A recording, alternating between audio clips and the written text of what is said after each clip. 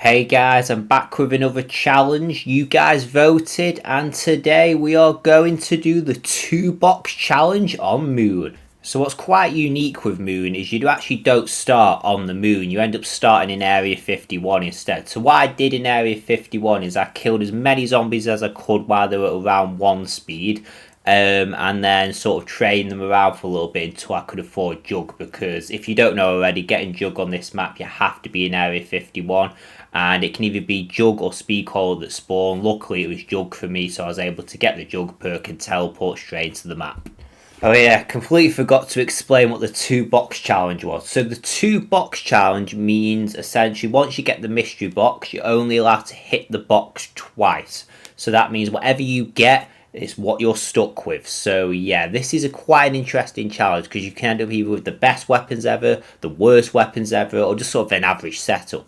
So as you probably noticed already, on Moon the box tends to be on the other side of the map, so I'll give myself a leeway of between, let's say, 5 to 7 rounds to get the 2 box hits. So in order to compensate for that, I'm able to use the M1911 and the knife until then, but once I get my 2 mystery box hits, I'm no longer allowed to use the M1911. I'm able to use the knife and grenades like stated in the rules, but I can't use the M1911 as that's technically cheating.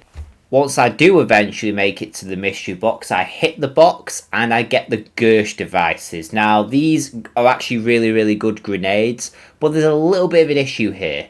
Because I'm only able to use the weapons out of the mystery box, it means essentially I've only got 1 gun potential that I can work with, because the Gersh devices aren't a gun. There's no ammo, it's just 3 goes and that's it. So I was a little bit worried about this one. Then for my second box hit, I do get pretty lucky. And I mean really lucky. I actually get the ray gun. Not the wave gun, which would have been better, but I got the ray gun. So I've got a fairly powerful weapon going into this. But the only issue is I've only got the ray gun and I've got 3 Gersh devices. So if I run out of ammo, it's not looking too pretty. To be honest with you though, the first 10 rounds were very simple. Here's a clip of me reaching round 10. There was nothing really to worry about, to be quite honest with you. The ray gun's very powerful in the early rounds. You just one-shot the zombies, more or less, job done.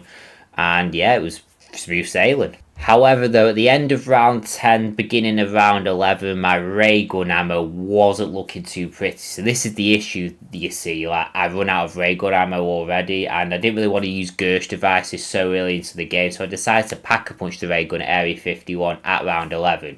I don't think it makes it more powerful, but it does give your weapon that extra bit of ammo, so I was able to get further into the round. As you can see in the gameplay as well, forgot to mention, I only went with 3 perks. I probably could have got a 4th one now thinking about it, but it won't make much of a difference. So I went with Jug, Quick Revive, and also PhD Flopper. PhD Flopper is obviously because if I shoot the ray gun close to me, it won't deal any explosive damage towards me, as PhD gets rid of 4 damage and explosive damage.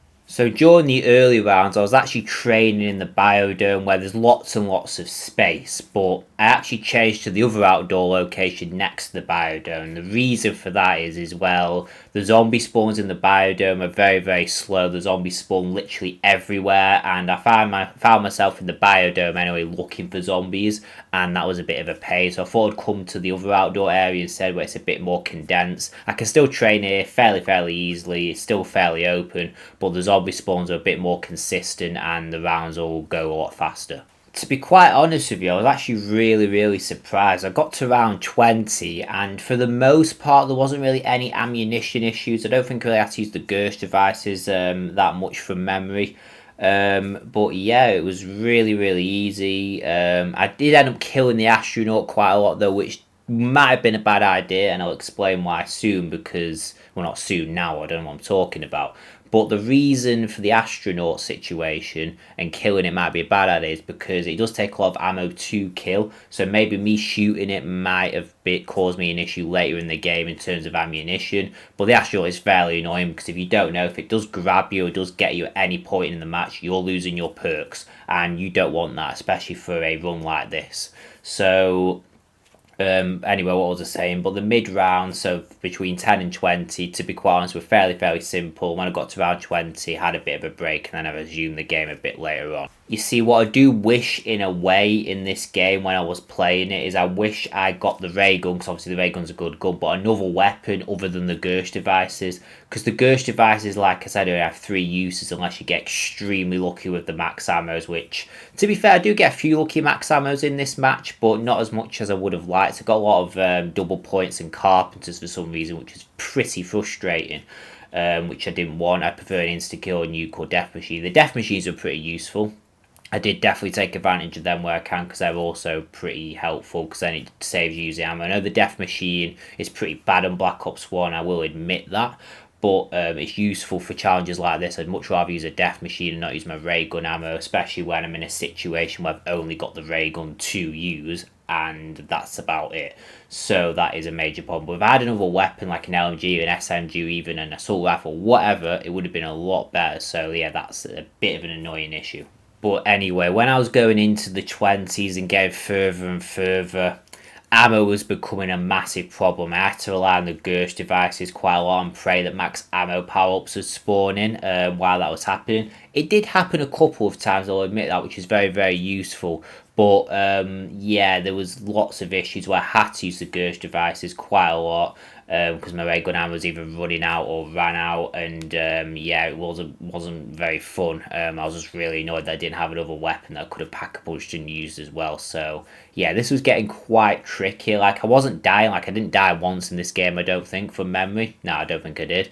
There wasn't that dying wasn't an issue, and keeping alive wasn't an issue. It was just ammunition. So when I got about to round 26, I actually decided to start going into the biodome again and see if the bounce pads would have any of the power-ups. Unfortunately, I just couldn't get any good ones. There wasn't any really available. Mostly it was carpenters and insta-kills. Max ammos didn't spawn. I did think about the hacker device, but the issue with that is I've had to wait for a power-up to spawn in, and then the strategy I was using didn't have any oxygen. I wasn't clever enough to actually hack the thing in the first room, which was really frustrating. But so what I ended up doing in the end is just completely giving up and killing myself in the excavator, because there was nothing else for me to do. But you know what, I'm very happy with round 26. I was expecting to get to maybe round 15 max, so I'm very impressed with this run actually, because round 26 on Mood and Black Ops 1 is actually a pretty good round anyway in general, so very happy with that. But anyway, thank you very much for watching. Don't forget to like, comment and subscribe. I hope what I'll do is I'll put a poll on YouTube again, and then you guys can vote for what the next challenge should be. I'll put another random 4 out. You guys can vote. I'll do it next week. So yeah, peace out.